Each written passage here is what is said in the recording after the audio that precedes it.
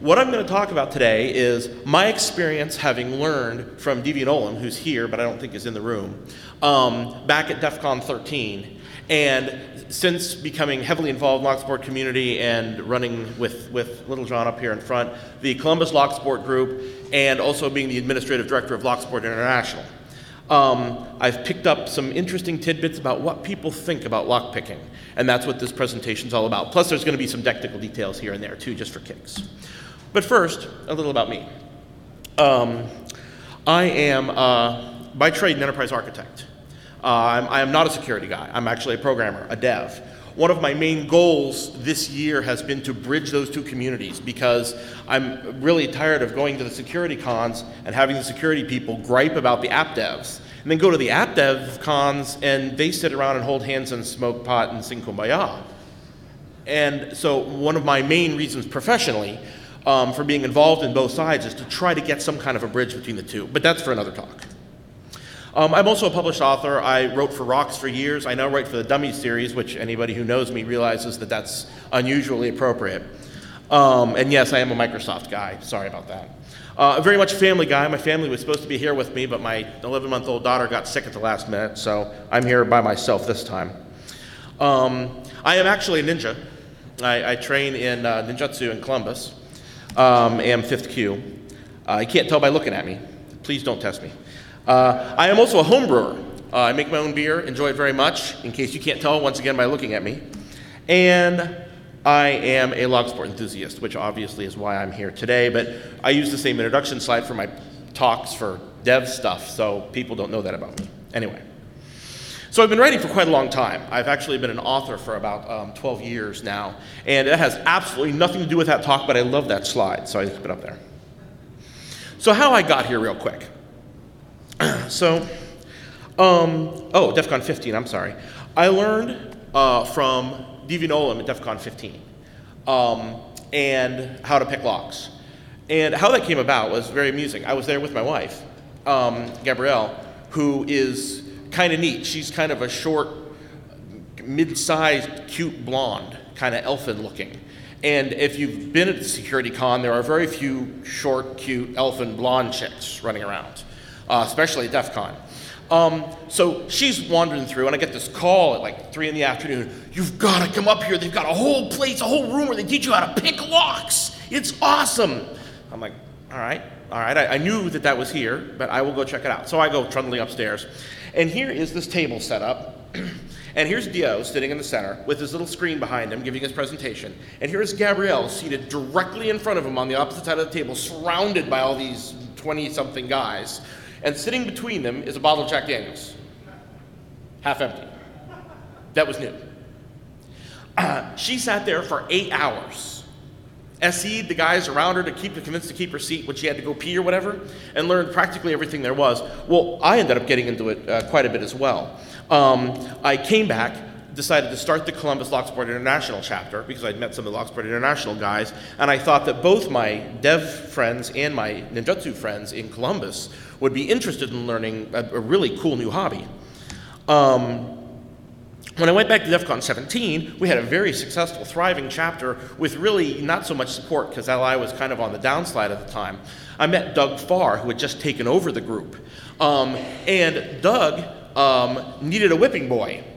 So when I get back from DEF CON, I get a text message. Oops, sorry, went too far. When I get back, I get a text message from Doug saying, hey, you've been promoted to the administrative director of oucksport International. What? What the hell does that mean? So I texted back, what the hell does that mean? He's like, well, basically you're my bitch. Oh, okay, well that's awesome. So anything that Doug doesn't feel like doing with the group kind of goes to me. And that's been a lot of fun. Since then, the group has moved to the Columbus Idea Foundry, which is very similar to the level 1 hacking group here in Louisville. They have it's a fabrication hacker facility. They've got a MakerBot, and they've got a big CNC router, and they've got a forge, and they've got a MIG welder and a TIG welder and a laser etcher and all this other various and sundry stuff. Awesome for LockSport. All the cool little widgets you want to build to do things, you can do them all there. That's for another talk too. And then finally I end up here. talking about all the stuff I've learned while following this big complicated path I spent way too much time talking about. So why locksport? One of the things I've been very interested in is why they came up with the term locksport instead of just saying lockpicking. Does lockpicking just sound too much like nose picking? I don't really know. But there's kind of a philosophical as well as a practical edge to all of this, and it got me thinking a lot about this. So I would pay attention when I told people that I practice lockpicking as a hobby. And some people I would say, I'm involved in the locksport community, and some people I'd say, I pick locks. And then I would get kind of a feel of the 4 different kinds of people that I would get responses from. And that kind of led to a fascinating psychological experiment with relating to lockpicking. So the big meta lesson here is that opinions are like navels. It's a family show, guys. I mean, come on. So I get these 4 kind of responses. I get lock what? You do what? You do what for a hobby? And then I get the picking locks is for criminals. Well, no, not really so much, but that's neither here. And then I get lockpicking is serious business. You shouldn't be screwing around with it by calling it sport. Oh, okay. Hey, I think I'm supposed to be hitting my button when I say these. Yes, there we go. I'm sorry, I thought that was automatic. So those are the first 3 types. The incredulous saying, what? The lock what? The belligerent saying, lockpicking is for criminals. And then the security snobs, which believe that lockpicking is only for the most serious of stuff and you shouldn't be teaching the unwashed masses. And then the vast majority, which are the cool kids, that say, wow, this is really cool. It's something I've never done before. It's interesting. Let's learn more about it. So let's start with the people that think that the lockpicking is just for movies and go from there. So the incredulous are by far the most fun. And they are the people who genuinely believe that lockpicking is something that's only done in the movies. It's like the wizard casting a fireball spell in some sci-fi movie or something like that. There are a large number of people that genuinely think that you can't open a lock without a key. A tremendously large number of people. If you folks spend most of your social time around other security people, you're all professional paranoids. You understand that most of security is theater. The tremendous majority of people out there do not understand that. And it is very amusing to get, you can't really open a lock without a key. I mean, if you could do that, God, that would be awful. You wouldn't even believe how often I've heard this. I teach lockpicking at the Columbus Idea Foundry, as it turns out, to regular public people, mostly artists, actually. Their list of classes, which is how they fund the thing, has, forging Christmas ornaments, making neat things with our laser etcher, learn how to use the computer-operated router to build furniture, pick locks. So I get a really unusual mix of people in there, and you'd be amazed how many people come in thinking that it's like some kind of magic I'm going to teach them. Anyway, in contrary to being secret knowledge, I personally, and this says 500 on my speaker notes, it's very funny, as I've personally taught over 500 people to pick, by now it's got to be well over 1,000. And the grandparents of the sport have taught tens of thousands. I mean, D.O., who's here, is going to speak later today, or maybe tomorrow, D.V. Nolan, you should absolutely catch his talk, has unquestionably taught in the 5 digits. Skylar Town, another grandparent of the sport, has unquestionably taught well into 5 digits. And those people have also created large numbers of videos and training materials that go online that you can very easily find and learn how to pick. The question is why are these people missing this? And the reality is that most people have an altered perception of security. These are the people that walk by and genuinely believe that a no trespassing sign on a front gate will keep people out of the gate. A great example, at my first locksport class, it must have been a year ago now, at the Foundry, the local paper, the Columbus Dispatch, I'm from Columbus, I don't know if I said that, the Columbus Dispatch came and did a story on me, which I thought was, on lockpicking in general, not specifically on me, which I thought was really awesome. And the guy who came, Joe Blundo, he is an old hat. He's one of those well-known guys in Columbus. Everybody's read his stuff, and he isn't surprised by anything anymore. But he brought this photographer with him, who was this nice enough lady who clearly fell into the class of the incredulous, and she knew about lockpicking because she was utterly convinced that her house in New York had been burgled because the lock had been picked. There wasn't a chance in hell that she left it unlocked, perchance, or that somebody slipped the lock, or that somebody got in through a window. She was completely convinced that someone had picked the lock with some kind of magical knowledge, not realizing that there is the locks as a concept are only really as good as the user that are using them. And while they can be picked, they usually aren't anyway. But let's start with the basics real quick here for those people who don't know, and I'll kind of buzz through this. I know probably most of this crowd knows the basics of locksport, but we'll do it anyway. This is a pick. A pick by itself does no good at all. You need a tensioner as well. The idea is that you are going to create the same kind of rotational tension on a lock that you would with a key, but you're going to exploit a flaw in the lock in order to actually move it. All right, then I'll show you in just a second here. But first, let me talk about where I get my training materials. A very quick advertisement for Dio, which I slipped in here for this con because Singris is here. The next 7 animations were created by Deviant on a slide deck that's copyleft out on his website, deviating.net, that most everyone uses to teach lockpicking now. They're just that good. And I use them with permission in this deck. However, because we have an unusual circumstance here, I can tell you, go buy his book if you have any interest at all. It is fucking awesome. And you can teach anyone to pick. And it's 30%. I mean, I think you have to buy a couple to get 30% off, but if you're buying anything else, you get 30% off. They have them in stock here. You can read it on the way home on the plane. Absolutely get it. But that's my ad for him, and thank him very much for letting me use his, letting me use his animations and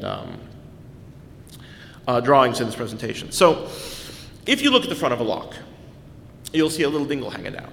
And that little dingle is the first key pin in the lock. If you could take off the front of the lock, which would be awesome, you would see that there's actually 3 pieces of metal in there of any significance. The lowest one is called the key pin.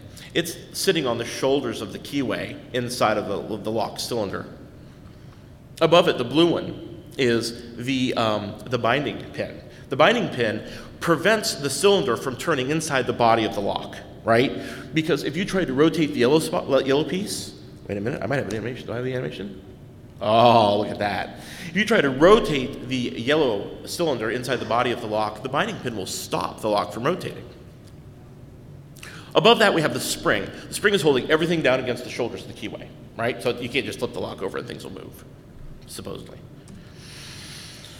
So, if you were to insert something into the lock, say perchance a key, which would be an awesome choice, you would lift, and it was exactly the right height, you would lift the key pin high enough that the binding pin would be above the circle between the cylinder and the body. That's called the shear line. The binding pin would be above the shear line, and the key pin would be below the shear line. That would allow you then to rotate the lock, right? Because there's nothing stopping the lock from moving. However, of course, it's not that simple.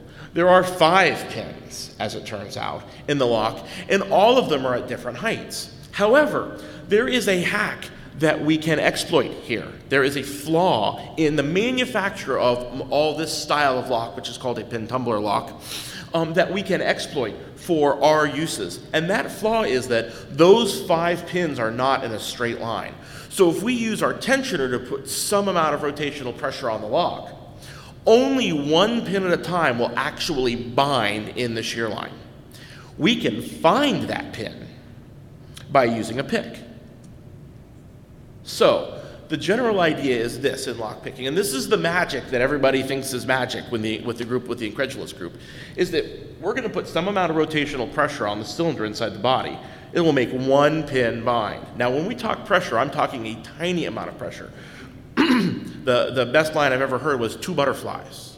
2 butterflies of pressure, okay, on the tension wrench. One pin will bind. We can find that one pin because with our hook, we can test for one of three kinds of pressure. One will clearly be bound up. It will be hard to push. One will be springy, okay? It's clearing all the way up through the spring. And the third will be loose. Obviously, that binding pin is already above the shear line, and now there's air between the key pin and the binding pin. Once we have found all 5 binding pins, which will go in some order, we can then turn the lock and it will come open. That's all there is to it, folks. That's 90% of the locks used in the United States, right there, pin tumbler lock. 75% of them are 5 pins or fewer. It's blindingly easy to actually open most locks used in the United States. Now it's talking about security locks and some wafer locks and auto locks and things. There's a big topic here, but it gets a little bit more difficult. But for the basic stuff, it's really incredibly simple to open. So, oh yeah, and I wanted to slip in the term here that now you understand that when you're watching a TV show and somebody picks a lock with one pick, you can't do that. One pick is called a key. So yeah, by the way, that image, that image came from a locksmith site, just for the record. When I was researching for this and reading locksmith sites, this picture was actually on the locksmith site. So I didn't put the locksmith's name up there, even though I borrowed their image, because, I mean, come on. Okay, so let's talk about the second group, the belligerent. The belligerent are those people who think that I'm training everybody to be a burglar, and that when somebody breaks into their house, they're gonna sue, goddammit, because it must be me who did it. And yes, there are those people out there. This, by the way, is a picture of the aforementioned Schuyler Town, the current pretty face of the locksport movement. He recently had an interview on the BBC. No, I'm not kidding. You can go to the BBC website and search for Schuyler Town, and you will find him. It was awesome. He is the face of locksport right this moment. His website's ou're.locksport.com, and he's doing some pretty awesome stuff with lock history and kind of the sociology around this. Sort of the same stuff as in this topic. But the point is that we're probably not just teaching burglars, because frankly, the people who are going to come to the Idea Foundry to take a class to learn how to pick locks probably aren't going to steal stuff. I mean, honestly, if people are going to steal stuff, they're going to steal stuff whether I teach them to pick locks or not. I mean, there's nothing you can do about some things. But some people just can't be convinced of that. For an example, and this is, you might be able to read this right now. So when my article got published in the Columbus Dispatch, they have a formula where you can leave comments on the website after an article. And Alex, who owns the Columbus Idea Foundry, left a note, the first comment on there, "Oh, it was a great article, Joe. Glad Bill shared his passion for locksport, blah, blah, blah, blah, blah, blah." Alex is one of those guys. He's a circus ringleader. He's awesome. He's awesome. And one of the remaining comments was by American Patriot. And American Patriot says, "Publishing such information for the general public would seem to be a bad idea. Society should be protected from those who are inclined to be dishonest or tempted to become a part of the criminal element who would use such information for illicit gain. Therefore, a registry should be maintained covering all who are trained in such techniques." I'm not making this stuff up, folks. This guy is not a troll, okay? He is a regular poster on the Columbus Dispatch website. He genuinely believes it, and what's more, he represents a broad a broad segment of at least the Columbus population. Sorry that criminals tend to create situations for which all of us pay a penalty. Those on such a registry need have no fear as long as they do not use their knowledge illegally. Some things you just can't make up. Anyway, criminals don't use picks. It's just a fact. They don't. The criminals do not care about leaving a mark when they enter your home. They're just going to use what we call in the physical security industry a brick. For the record, and this will become important in a minute, picking a lock for purposes of getting egress is called non-destructive entry, or NDE. And in the legal circles, that's how it's referred to when you can find it, and I'll get to that in a minute. The fact is that most locks used in business settings to protect anything worthwhile are actually kind of hard to pick. The majority of consumer locks, like padlocks, are blindingly easy to pick. Things you can go buy at the hardware store are blindingly easy to pick. Most locks that are put in place by locksmiths with somebody who actually cares about security are logarithmically more difficult, require special tools, special information, and a large amount of special knowledge that once again isn't secret, but is big. That's a lot of it. So, I don't know, for whatever that's worth. I went to find out how much actual non-destructive entry was being used for criminal activity. So I went and I got to make a note about this because I never could remember the name of the organization I got the data from. But as it turns out, there's a national organization that stores crime data that gathers from police stations and sheriffs all over the United States, and categorizes it and publishes a bunch of great numbers if you're into analytics, which I'm not really, but I was very interested for this. So I went to find out they had burglary information down to what caused it. I mean, how or what the egress point was. Whether it was the front door, the window, or the back door, the garage, the basement, the door was left unlocked, access via storage, or got in through the second floor. And I noticed that non-destructive entry isn't actually listed as a category of something, because clearly somebody could get in through the second door window or the back door storage or something. It's not necessarily it doesn't add up to 100%. Let's put it that way. So I thought NDE would certainly be one of the categories, but it wasn't. So I emailed them and asked them why it wasn't, and they replied that it's so rare that nobody even bothers to track it. There are some city organizations that have it as a category, but they never report any numbers on it because just nobody does it. It's much, much easier to just break a window or just walk in when it's unlocked anyway. Another reason for this, even for residential locks, and anybody who's tried it over here, lockpicking, unless you're blindingly lucky, is slow. Even really good lockpickers, under pressure, even with good tools, if they're under pressure, only about 20% of the time are they just going to pop a lock.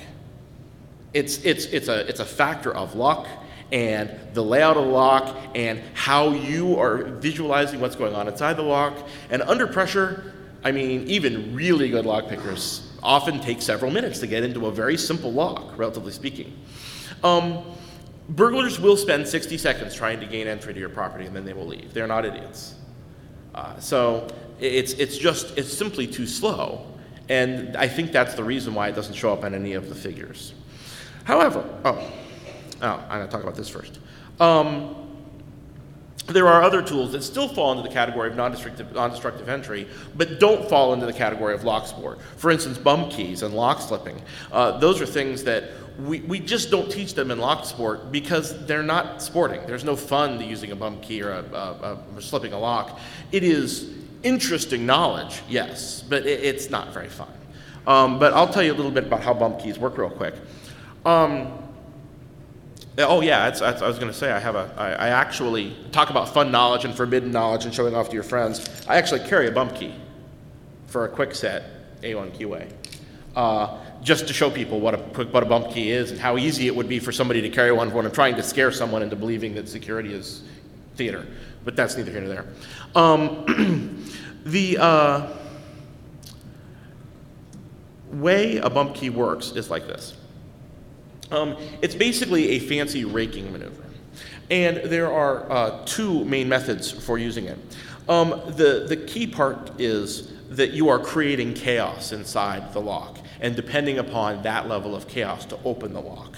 So one method is if you have a key that you have especially manually filed, which is very nice, down to its lowest levels, which is how a bump key is created more or less. You can find instructions online if you're interested. You can use the pull method, which is where you simply pull the key out to one pin stack past where it goes in, smack it with a hammer while you're putting a little bit of pressure on it, and you're depending on the physics similar to pool ball physics to get the pins to pop up above the shear line. I don't know if you've ever seen the pull shot, and there's actually a great image in Deviant's deck where if you get two pool balls actually touching, You can depend on being able to hit the first one with your cue ball and move the second one without moving the first one. Exactly the same physics apply here. There's probably an actual principle to that. I should get the name of that one of these days. If you have a professionally milled key where the tip has been milled off and the shoulder has been shortened, you can use the push method, which is where you can just set the key in normally and depend on the foreshortened key length to do exactly the same methodology. The problem with bump keys is you've got to have the key. Once again, majority of residential locks use one keyway. There are a couple out there, but frankly, they're not used very heavily. So you can carry maybe 2 or 3 keys and be able to get into any residential property you want to. But businesses and anybody who cares about security, even that one next step up, there's a tremendous number of keys. And you have to have a key that fits the lock in order to cut it into a bump key. Anybody have a key at work that says do not duplicate? The reason they don't want you to duplicate them is because the key blanks are actually protected by the manufacturers often. Best, which is the example that we have here, is a small format interchangeable core style lock that's extremely common in Ohio. I don't know how far south they go, but a lot of major a lot of major businesses use them. Kroger, for instance, is a company. Their whole organization is keyed with bests because it's very simple to take the master key, slide it in, turn it, and just take the entire lock out of the keyway or out of the body of the door and replace it with another one instead of having to rekey it or whatever. And that's neither here nor there. The point is, Best uses 16 keyways, and they actually do rotate through them. And you can't just go to eBay and buy a Best blank. It's just, they protect them too well. You have to go through locksmith to get it. Now, is that to say that no one is carrying 16 Bests? I guarantee that's not the case because I have them. So if I have them, anyone can get them because I'm not that smart. But it will stop the casual criminal from making one. Whereas the casual criminal can make a copy of his own house key, grind it down to all nines with a file, and then use it to get into your house because it's probably the same keyway. He's probably not going to be able to do that with his work key. Lock slipping is another technology to open the door using non-destructive entry, but isn't really in the realm of LockSport. And it more or less is using some tool to move the deadbolt out of the way without actually manipulating the lock. It is kind of an interesting technique, but it's not much for LockSport. So it kind of falls out of the category of this, but I do want to tell you a story about David Niera. April 10th, 2008, a police blotter, a 64-year-old male Caucasian, entered a condominium complex in West Los Angeles using a credit card to slip the perimeter grounds gate lock. He then proceeded to go from house to house and slipping the front door lock and removing jewelry from the victim's home and then leaving the same way he came in. In 2008, there were 19,204 burglaries, and 61 of them used lockpicking, non-destructive entry, in LA. Apparently, they don't report those, or it was too small for the nationals to recognize it. I don't know why. In 2009, there were 18,786 of them, and 0 used lockpicking.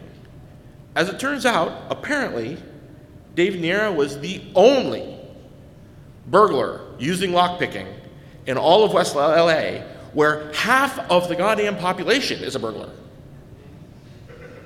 There was one person using non-destructive entry in West LA. So the quote from the comments from the police officer that wrote for blotter entry, in addition, since the arrest of David Niera, lockpicking slip-lock residential burglaries have virtually ceased in West Los Angeles. That was it. He was the only one. So much for we're training the next level of burglars. The fact is that thieves are going to steal whether we teach them or not. I teach people my favorite lock to teach spool pins is the Master at 140. It's by far my favorite lock to pick. It's an awesome little lock, by the way, for $6. That's going to resist a lot of picking efforts from somebody with a bobby pin and a screwdriver anyway. If you go look for the Master 140 online, just type Master 140 into Google, the first 7 links are how to pick it. And then finally the 8th is how to buy one. This information is no longer difficult to find. So even though, yes, there is some potential that someone I teach could then go steal something, if they knew they needed to get into a lock anyway, they're going to get that information whether I give it to them or not. So that's my deal with the belligerent. The final group is the security snobs, and if I offend anybody, feel free to beat me up afterwards. As it turns out, the CISSP added a clause for physical security in the test in '95 or sometime. And suddenly it was kind of hip to learn how to pick locks. And that's sort of what drew a lot of this into the security community, this lockpicking, this separate lockpicking physical security stuff into the InfoSec community, was this change in the CISSP exam. So every InfoSec guy in the world suddenly used it as an excuse to carry picks. And why not, right? It's fun and interesting. And, do you need to actually learn to pick to be a security pro? No, you don't. But is it fun and interesting and forbidden knowledge and worth learning? Hell yes it is. So everyone wanted to learn how to pick. Locksport villages turned up everywhere, all the security conferences. When you think about training for the CISSP, you think about the nice classroom, and when you actually get there, this is what you get, is the Locksport village. This was at B-Sides, Cleveland, by the way. This was the Locksport village. We called it the Locksport Tiki Hut. So there's legitimate users of lockpicking, and those people are, by and large, locksmiths and police, military, red team members, security, landlords, and recovery organizations. And those people do largely have a kind of a hold on the world of lockpicking as far as legitimate uses are concerned. Some of those people do fall into the categories that are met by this conference. I mean, red team members legitimately often show how easy it is to get into a phone cabinet by taking out their lockpicks and opening it. I mean, the fact is that most phone cabinets are locked by these simple wafer locks, and they're very easy to get into. But they run into the same problem as anybody else, which is time. The same problem the burglars had. Lockpicking, as taught in Locksport, is extraordinarily slow. We're doing it for a challenge, for fun, for a hobby.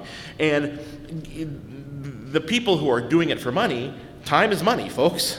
They need to get in, get out, get done, get billed, be happy, everything's ready to go. I mean, think about a locksmith. He's going to spend 5 minutes trying to pick your front door and you get out a drill. It's $60 an hour. It's just cheaper to drill the lock and replace it. So the people who use it legitimately will tend to use different, once again, very similar to criminals, right? The people who legitimately have to open locks non-destructively will use their own technologies. Also, somewhat difficult to get technologies. The pick gun, for instance, is a great example of a way to open a lock quickly if you need to, and often, especially police and recovery, use it quite regularly. The way a pick gun works, and again, thanks to Deviant for the animations, is exactly the same way a bump key works. It's using that same physical principle as the pool balls and creating some level of chaos inside the lock. It is basically a rake. It does require a tensioner, which isn't in the image. But effectively what you're trying to do is bump those binding pins up above the shear line and then turn the lock just as they're up there. That's more or less what you're after. Also, raking is an incredibly quick way to get into a lock. Very different from the lifting attack that I showed you at the beginning of the presentation. Raking is truly creating chaos inside the lock. You use a rake, something shaped vaguely like a key, in order to create chaos inside the lock instead of the long wand that's used by the pick gun. And then you stick it in there and you jam it around like a caffeinated squirrel. And eventually the lock will come open, probably, or not. It's not a very technical method of opening a lock. You know nothing about the lock when you're done. And while you'll see at lockpicking competitions, people who are trying to open a lock for speed often use it because it is very fast. You don't know anything about the lock when you're done, so it's not so much the most sporting way to get into a lock. Nonetheless, a lot of people use it, including those people. So, professionals that use lockpicking, they're in it to do it as quickly as they can. And so they have their own sets of tools. They are concerned that people who learn Locksport as a hobby are going to dilute the knowledge that they can legitimately build time for. And I buy into that to a certain level, but the fact is that we're teaching very, very different things, for whatever it's worth. So there's the fourth kind. After the three deniers, there's the cool kids in the group, and the cool kids are the people who get it. These are the people that say, hey, you know, this is kind of interesting. My line is always, I compare it to doing a Rubik's Cube in the dark. It's a fascinating mental and physical puzzle that you can do anytime, anywhere. If you spend a lot of time thinking about code or watching logs scroll by, it's an awesome hobby that you can sit and keep a couple locks on your monitor and carry your picks with you if you've got a worthwhile case, and then keep your hands occupied with something legal and safe for the workplace. So, how are we not teaching burglary? Well, we're teaching the base exploit, not how to use the scripts. Okay? We're teaching how to individually access a lock with a lifter, decode it, the direct method, rather than the tools that people have created to make the exploit easier to access, right? To equate it to the security industry. We are non-destructively accessing locks, unmounted locks, as compared to a burglar who is usually destructively accessing locks that are mounted, usually to your front door. We're hobby pickers. We get a group of guys that get together, guys and girls, just as many of either. Actually, my experience has been that women are much better pickers. That's been my experience. I've taught hundreds and hundreds, and by far, the women outpick the guys every time. I think it's about lighter touch. I don't know. But I mean, every guy I know who has trouble picking is because they're heavy-handed. They either overlift the pins or they put too much pressure on the tensioner, one of the two. Women never have that problem. I don't know, for what it's worth. Locksport is also all about competition, which is different from, obviously, what the professionals and the criminals do. Here's a picture of our own little John here with his miraculously, fantastically constructed Connect 4 board, which is a tremendous amount of fun. The basic idea is we had teams of 3 working on a pile of padlocks. And when it was your turn, you had 2 minutes. Your team had to open at least one padlock, then you could put a chip up on the board. And your idea, of course, was to get 4 in a row. And it is a hoot to do that. It's a lot of fun. You learn a lot about picking under pressure, specifically that you can open pretty much any damn padlock you want to, whether you're under pressure or not, is what we largely learned. But that's neither here nor there. There's a huge community revolved around LockSport. LockSport International, the group that I'm involved in, has about 232 members in various meetup groups in our 11 chapters all over the world. Key picking, which is a very popular LockSport forum, has 2,200 members. And the number one lockpicking forum online is Lockpicking 101. And it is not just a hobby forum. There's a tremendous number of professionals that hang out there as well. So the lines get blurred a little bit, but still, 54,000 members. I mean, come on. And fully 17,000 of them are on the have visited within the last month list. It is an active community of people. Very surprising to me when I first got there. And more community is coming. A great example is Skylar Town's organization, Open Locksport. He got that started by using Kickstarter. He asked initially, I think, for $5,000 to set up a set of lockpicks exactly the way he wanted to do it. Well, you can see the numbers up here. He got way more interest than he ever imagined and introduced a whole new community of people to the idea that Locksport can be something that's fun and interesting and maybe happen to improve security for the people around us as well. Locksport International is a group that back in the spring of 2005 hacker by the name of Josh Neckrep, and a couple of other guys who were working on lockpicking101.com decided to start a actual club with a charter with a group to bring enthusiasts together into local groups that had some kind of an international backing. There were a couple other large groups at the time, like Tool in the Netherlands and SSDev and stuff like that, but there was no broad-based sporting club. Most of the people that were involved in lockpicking were involved in it from the research perspective, not so much from the others. So the idea was that it would be better for people to create local lockpicking clubs so that you can do hands-on teaching, and then have some kind of a hierarchy among the chapter presidents so that the information can be shared. And these are a couple of the pictures of the guys that are involved in it, with the exception of course, myself. We have some illustrious folk involved, and I'm very glad to be involved in that group. And one of the core things that we do, when I remember to teach them, is have a pretty stringent set of ethical rules, which you say, yeah, rules are just rules, though. It's just something else for somebody to break. Yes, that's true, but you'd be surprised how simple it is to say to somebody, don't pick a lock you don't own. You could screw it up, and as it turns out, opening a door and walking into someplace is against the goddamn law. So please don't do it. And people go, oh yeah, okay, all right, that makes sense. Now, does that mean they're not going to do it? No, but at least you've set some kind of a baseline of what the ethical standards are. If somebody breaks it, somebody breaks it. There's nothing you can do, but at least a baseline has been set. Some understanding has been set, just like in the firearm movement, firearm community. It's understood that you're not going to go shoot people. Don't do that, it's a bad idea. Same thing's true in the locksport world.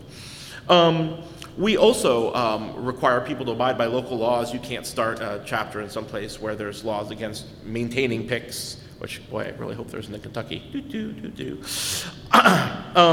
We also make it very clear that we are not locksmiths. I personally recommend to all of you not to open locks for friends. There's always the classic, your buddy calls and says, hey, I'm locked out of my apartment, can you come let me in? You think, actually, you're thinking to yourself, isn't that your girlfriend's apartment? And weren't you guys fighting yesterday? And you don't really know what's going on. So I just tell people, no, I don't have my picks with me. I can't open it, or I'm just not going to, or whatever. That's the easiest way to go about things. And yes, even though at the beginning I said sharing of information is good, yada, yada, yada, I personally make a concerted effort not to teach punks how to open lockers. I mean, there's no reason to make life more difficult on the people who are trying to run schools and universities.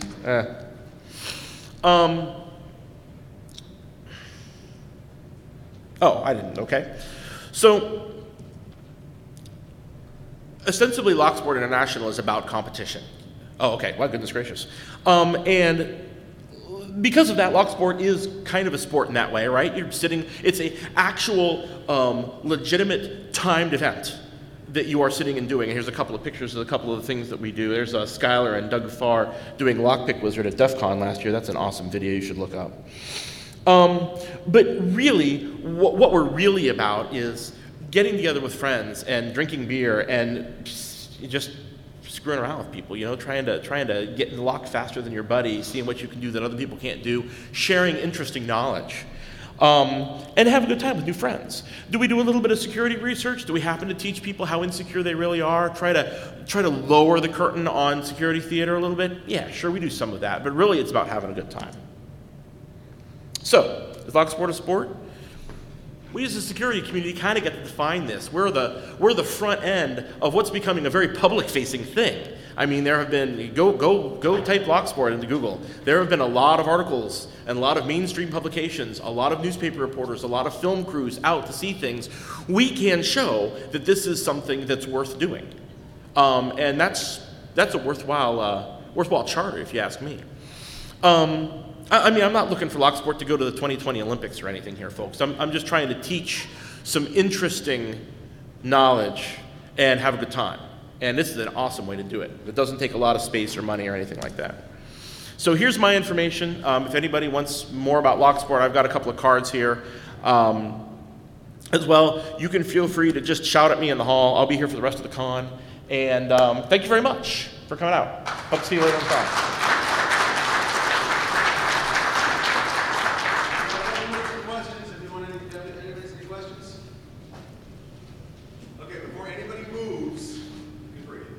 Okay.